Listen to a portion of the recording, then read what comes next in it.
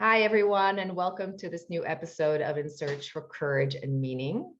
I'm Abi Keene, a healer, a body worker, a coach, and mainly a human being in search of courage and meaning in my own life, and having a wonderful time talking to other fellow beings about how this topic shows up for them in the hopes that these conversations can inspire you to search for your own meaning and have the courage to do so. And so today I have with me Cynthia Shaw as my new victim. Thank you. Thank you so much for showing up here with me to just talk and explore and have fun together. And as I say with others, what would you like us to know about you? Oh, let's see. I think first and foremost, I am a woman, obvious, and a mother, and a friend, and an artist. And I bring that artistry to my profession, which is I am a somatic psychotherapist and psychologist.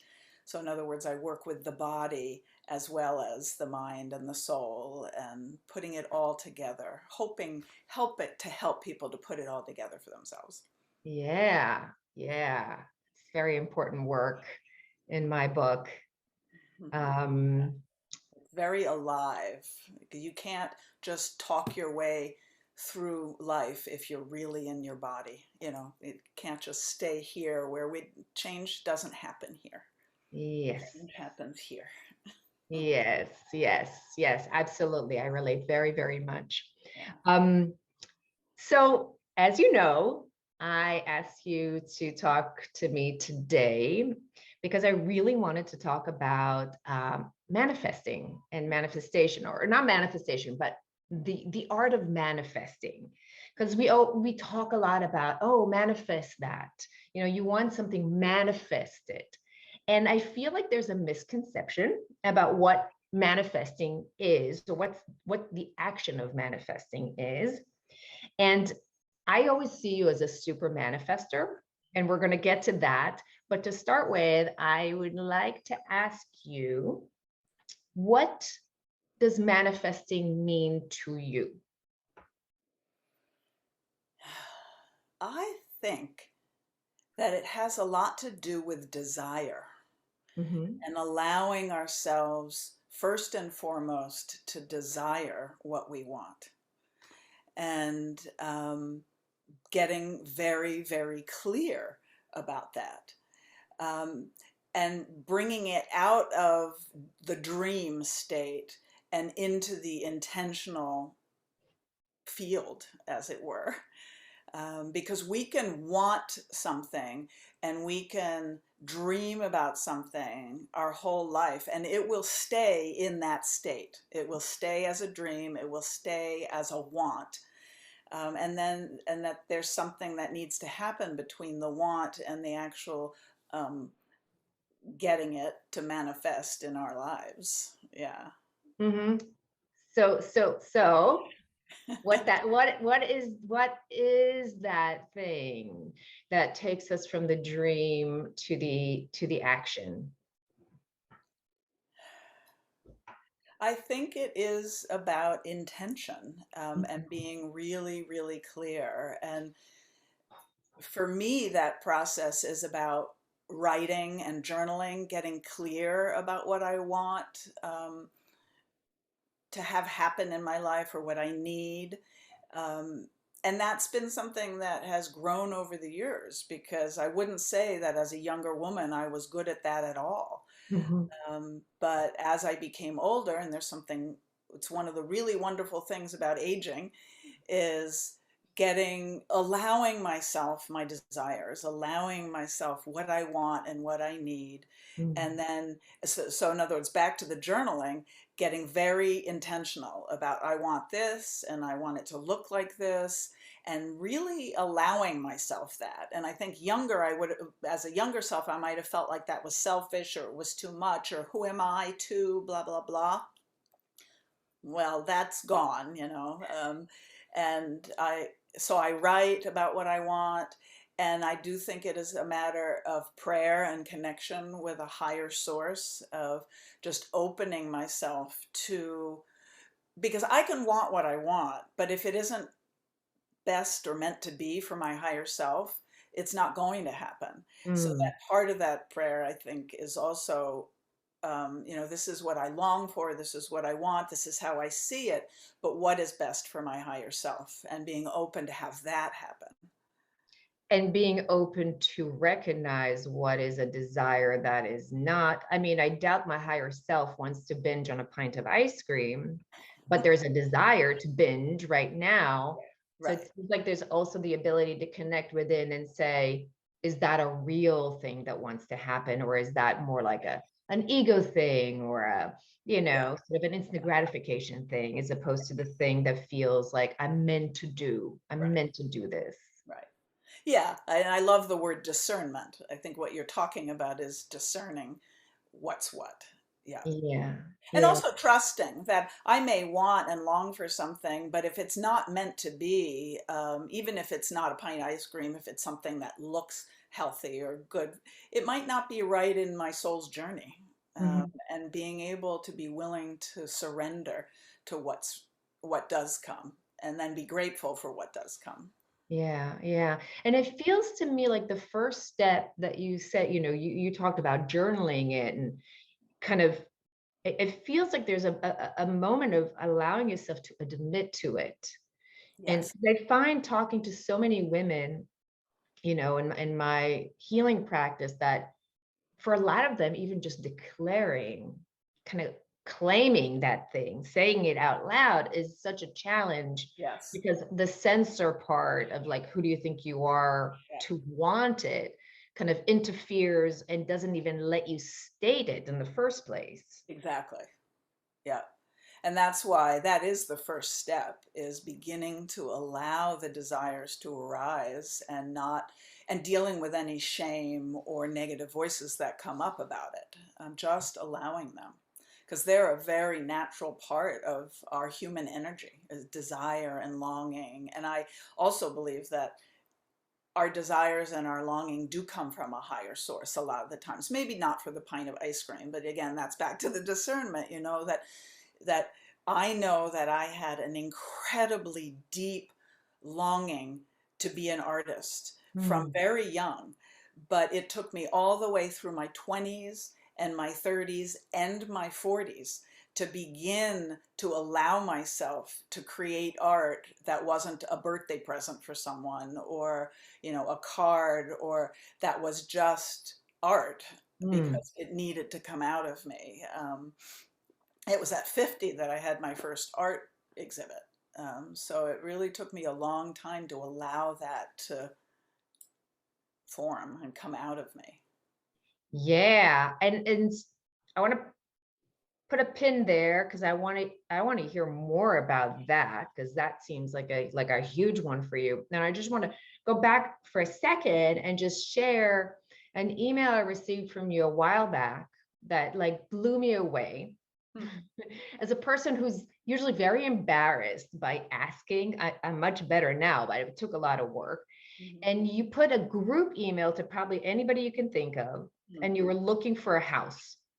Yeah. And you said, this is, I don't remember your words, but it was like not a short email, where you described the kind of house that you wish to manifest. And you said, it needs to have this and it needs to have that. And this is not, negotiable, but this is, and this. And you were so specific, Yeah. you know, and I was so impressed by that, because I'm usually very, kind of shy, and I can easily be embarrassed, like, not so much anymore, but as I said, that took work. It's like to reach out and ask for help and say, I am looking for that. And this is my vision for myself, to Yeah. share that vision, because maybe somebody will think, well, who does she think she is, being so specific that she can ask for that? But you did. Yeah. And you found something that was close to, the list that you had. Yes. And that, for me, showed me you can pray for the thing that you want, but if you don't put yourself out there in that way that you did, things are not necessarily going to come your way. Yeah, that it is this mixture of prayer and surrender, and and action. And I just did it again recently for my office, my new office in Nyack, that I did exactly the same thing. It was to professional colleagues. I wrote this email very specifically what I needed in my office. And yeah, so that is an important part of it, is taking action. So when you do that, what do you find that you contend with? You mean when I send out or take action like that? Whether it's, office or house search, or whether it's bigger stuff like putting your art out there, what do you kind of bump against in yourself? My first reaction to that is that's what's so nice about being 64. I don't care. If someone's gonna react negatively or feel like, who does that Cynthia Shaw think she is, sending me this and thinking I'm gonna help her find an office, or I don't care. Yeah. That because I feel grounded in, it's okay to ask, Hmm. and it's their stuff. If they have, I'm not asking them to provide it for me. I'm just putting it into the universe. Do you know of something? And blah blah blah blah blah. um, And I actually also believe that most people like to be asked. Most people actually want to help. Oh, wow. Um, I know when I don't receive very many emails like that, but if I were to, I'd be like, absolutely. I think that it's all about networking and helping each other. And um, so I'm going back to your question about what do I contend with, because I'm also thinking about my art,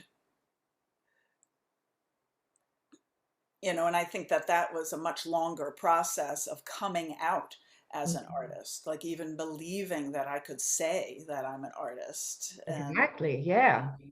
And what I did there was, over several years, like a decade or more, I gave myself art retreats, at a specific place with a specific person, women's art retreat. And I began to come out that, oh, I am an artist. I can do this. And it was this inner imperative that I just couldn't let go of, which sort of drove me. But it was through support and through help and through fake it till you make it, saying I'm an artist even when I would be laughing at myself inside after I said it. Um, and I think that makes me think too of another example I Yes, can give you, please. which is, um, you know, I, uh, blah, blah, blah, is that I very clearly manifested the love of my life. And I've told you this story, but that I was, I sadly divorced a number of years ago, and I was very clear I wanted to be in partnership. I knew that that was what I wanted and needed also for growth, for my own personal growth. And I, in my inimitable fashion, wrote a 3-page list of what I wanted in a man, and it was what was non-negotiable, what I wanted in a man, and then it would be nice if. And over weeks, I just let myself add to the list. It was like little minute stuff and then very important relationship kind of things. And um, and then I just sat with it. I was dating a little bit here and there. I would pray every morning and I would journal every morning, where are you? And as it got interesting, a thing that I began to see him and feel him before I met him. And I've Wow. heard in retrospect that that's something that's really good in manifestation, like feel like it's already in your life. Feel like you're already the artist. Feel like you're already with this man. And I remember sitting on my bed a couple of weeks before meeting Mark, and I literally had tears in my eyes because I could feel him and I could feel my love for him. And I was like, where are you? And then a couple of weeks later, I met him. And he is almost every single thing on that list, to the point where I had the third list was, it would be nice if. And I had one thing on that list, only one. I had lots of things on the others, and it was it'd be nice if he had a home or a second home in the mountains on a lake, and living in that house in the mountains on a lake. Yeah, I told you, super manifester, but Yeah, it's not without all this hard work and yeah, really putting yourself out intention. there. Yeah, yeah, exactly. I wasn't just waiting to meet him. I was on those horrible sites, and I did meet him online, which I never thought was going to happen. Yeah. But I was like, universe, this is a longing. This is what I want. This is who I think would be good for me. And it has been an amazing journey, because I also see relationship, like in some ways my life is all about personal growth and Mm, helping others with their personal growth. right. And I've manifested a relationship, because it's what I longed for, with someone who will makes me grow, and who I continue to grow both personally and spiritually with. Yeah. Yeah. Not easy. What's that? And it doesn't mean that it's easy, but it's Exactly. yeah. Exactly. And it makes me think about or wonder about the moment of recognition. So we long for something, we want to manifest.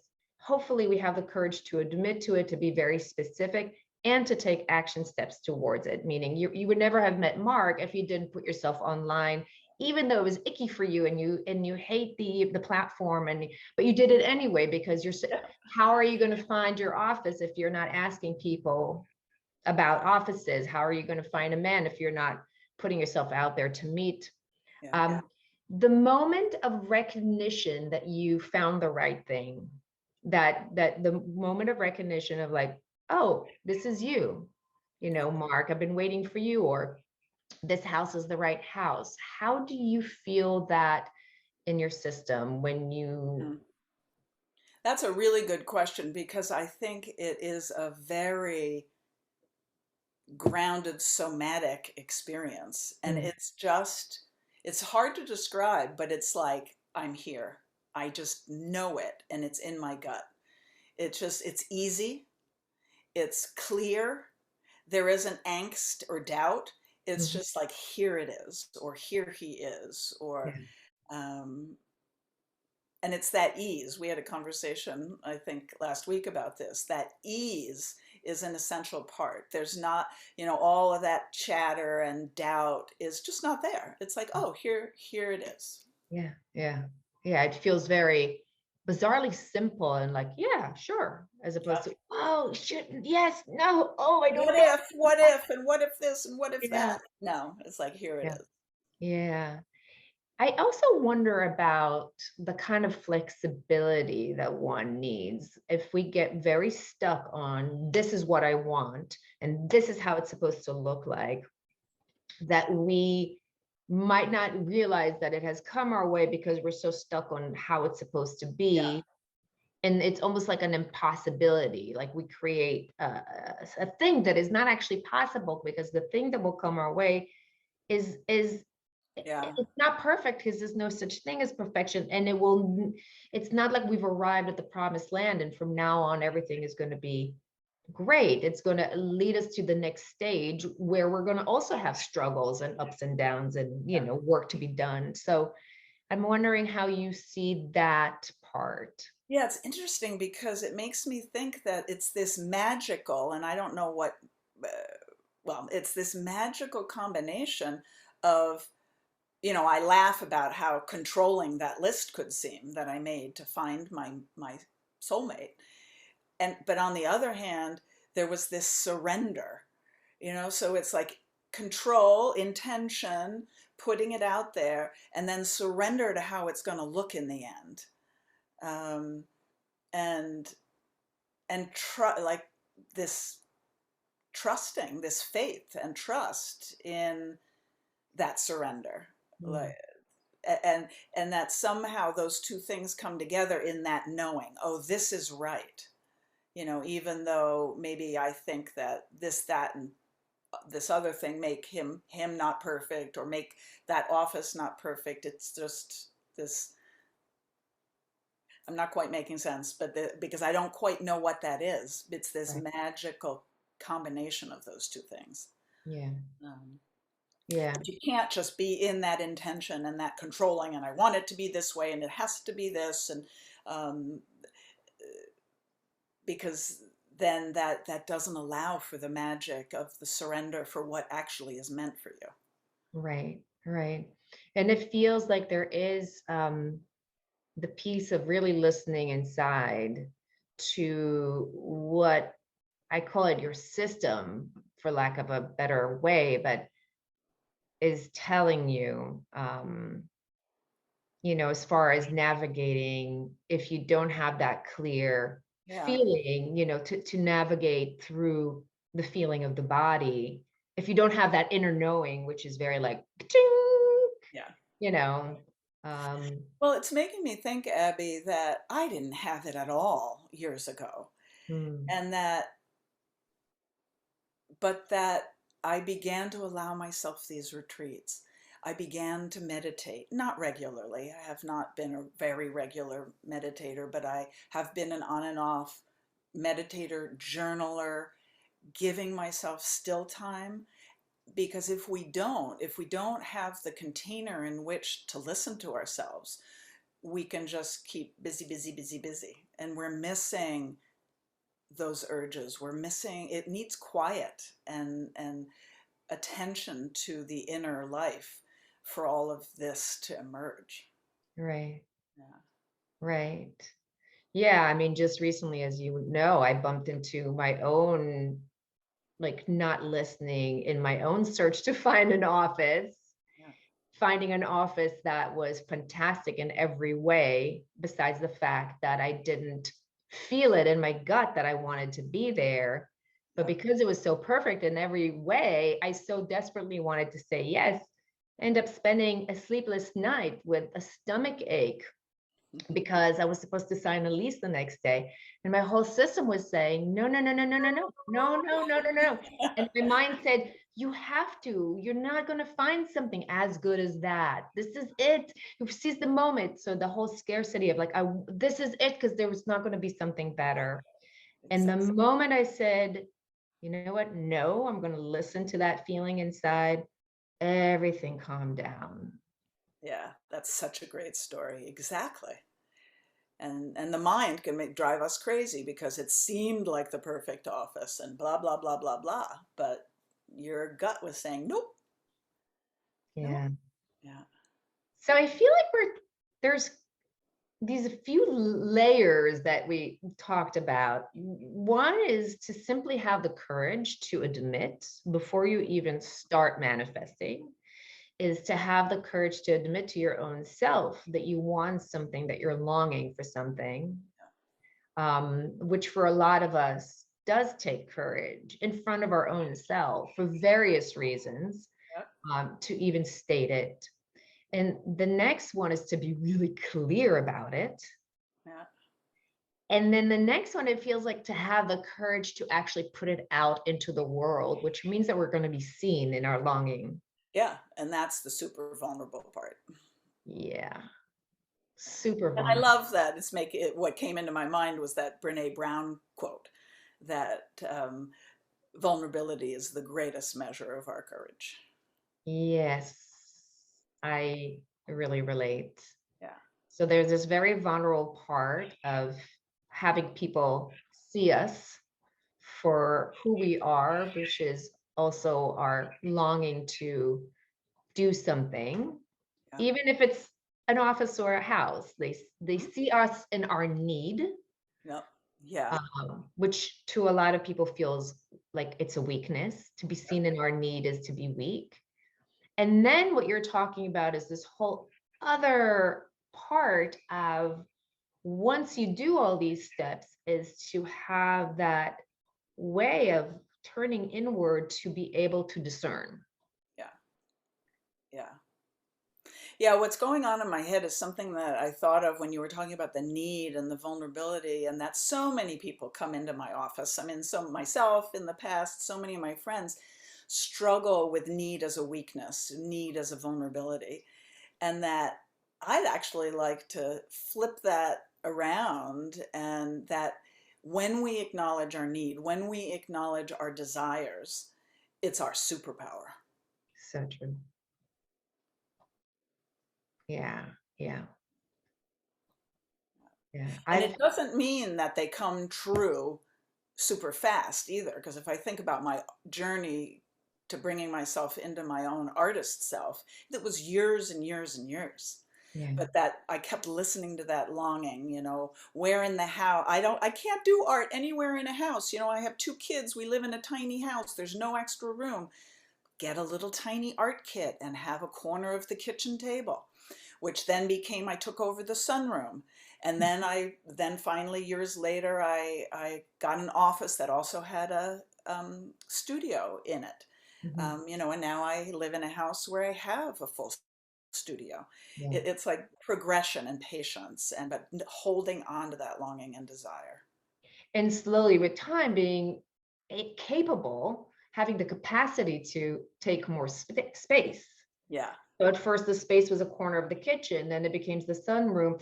And it's almost like a reflection of you taking more space in Yes. life this way, Yeah. kind of symbolically through the Yeah. art studio. Yeah, I like the way that you're saying that. And a word that I use in my work with people is container, and that I help people to create larger containers inside of themselves for all of their feelings.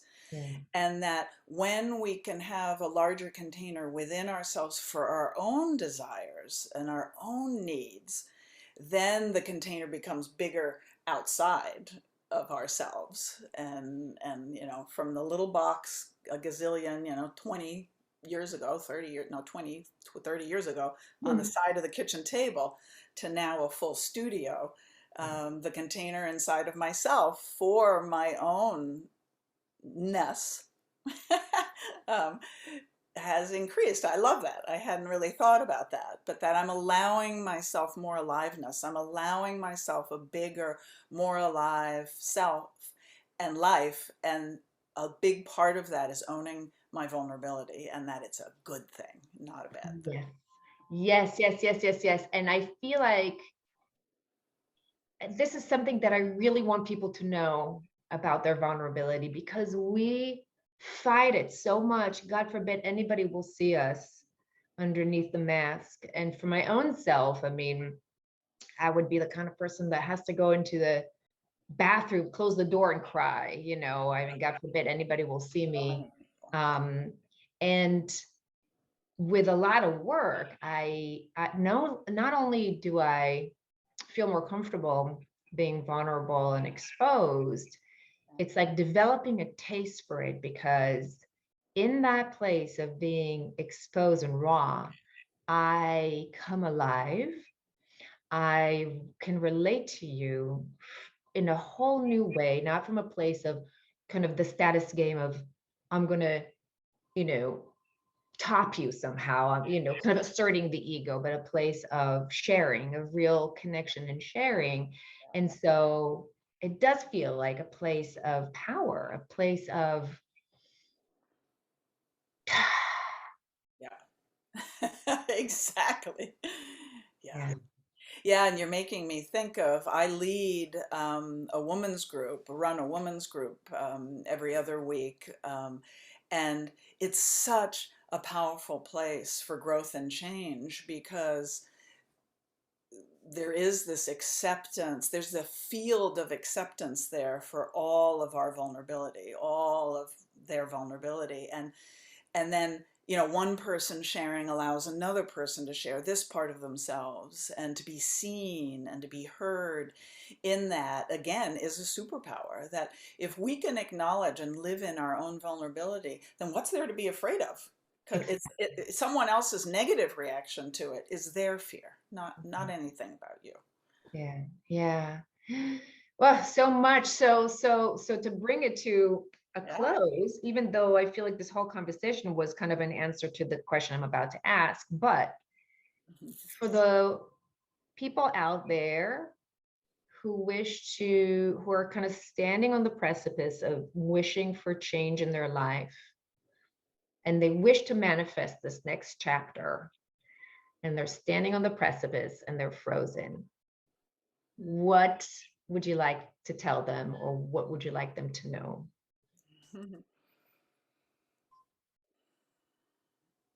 It's coming. Be patient, it's coming. Let yourself love what you love and want what you want. And let yourself be soft about it and vulnerable about it. Share it with people you trust, and it will come. It is coming. And another little piece that came to me, and I saw it while you were talking, is that I've done a lot of writing and journaling that I spoke of, but actually, what I forgot to mention is I've done a lot of vision boards. And Mm. in my vision boards around partnership, um, it was really interesting because after I met Mark, I was like, what? I went to the studio because he told me his last name was Leon, and which means lion in Italian. And I went back, and almost every, I think I had 5 manifestation um, vision boards around partnership. There was a lion in them. And on one of them, I had myself behind this old dude on a motorcycle, and it was never a motorcycle. And Mark's last name is Lion, and he has a motorcycle. And it was just like, whoa. So I, vision boards are really powerful to intuitively make visual representation of that longing and that desire. I would also love to encourage people to do that because you don't know what's going to end up on there and then come true. yeah, yeah. It's like you were saying before, you put that energy, like this concentrated, intentional energy out there, and you can kind of say, it has been done. Yeah. Yeah. Not that it, Yeah. meaning it is already done and Yeah. process Yes. Here, happening. here it is. Now I'm just going to wait for it, Yeah. be open for it to come to me. Yeah. Yeah. Ah, wonderful, wonderful. Thank you so much for showing up here and sharing. And for any of you out there who wish to know more about Cynthia and her work, please, I will put her website in the notes and her Instagram so you can see her art. And for anybody who wants to know more about my work and how I work with women to help them come out of hiding and admit to the thing that they want to do in the world and then figure out how to actually do it. I'll put my website down there as well. And thank you so much. Thank Yeah. you. This has been wonderful. Good Yeah. luck to you, all of you out there, but you don't need luck. You just need love. Yeah.